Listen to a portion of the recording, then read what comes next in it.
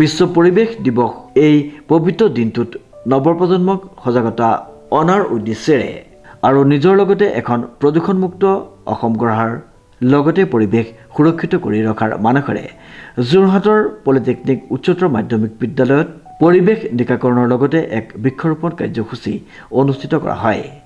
অনুষ্ঠানত প্ৰকৃতিপ্ৰেমী সমীৰ ৰয়ৰ লগতে সমাজকৰ্মী সিদ্ধাৰ্থ অংকুৰ বৰুৱা উপস্থিত থাকি বৃক্ষৰোপণ আৰু অৰ্কিড ৰোপণ কাৰ্যসূচীত আগভাগ লয়।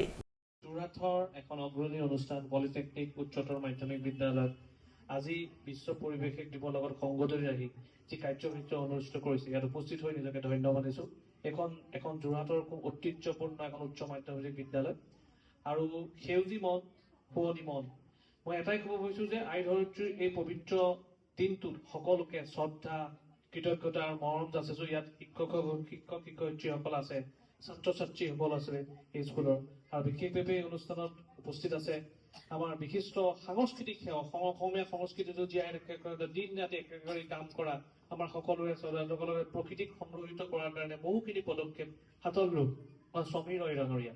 একচুৱেলি আজি সমীৰ ৰয় ডাঙৰীয়াকে আজি আমি সকলোৱে বিশেষভাৱে সন্মান দিব লাগে আৰু বিশেষভাৱে সাহস নামৰ যি NGO যি যোৰহাটখনক পৰিষ্কাৰভাৱে স্বচ্ছতা কৰাৰ ক্ষেত্ৰত বহুখিনি পদক্ষেপ লৈছে, এখন প্ৰদূষণ মুক্ত যোৰহাট গঢ়াৰ ক্ষেত্ৰত তেওঁলোকে বহুখিনি পদক্ষেপ লৈছে। বেচৰকাৰী সংস্থা সাহসৰ উদ্যোগত ছাত্ৰ ছাত্ৰীসকলৰ দ্বাৰা বিদ্যালয়ৰ নিকটৱৰ্তী অঞ্চলত চাফাই অভিযান চলোৱা হয়। শ্ৰীমন্ত মাধৱ বৰুৱাৰ ৰিপৰ্ট, নিউজ নাও।